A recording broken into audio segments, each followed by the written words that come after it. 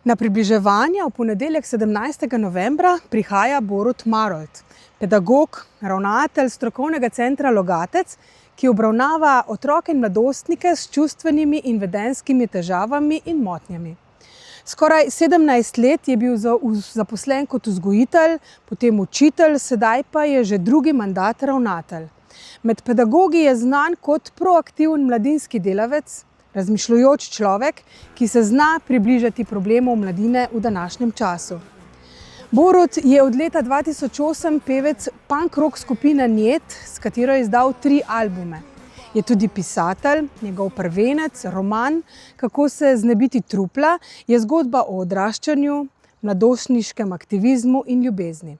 Pogovor z njim bo vodila Saša Kisovec, zato lepo vabljeni 17. novembra ob 19. uri v Kulturni center Litija na zanimiv in zagotovo poučen večer z našim gostom.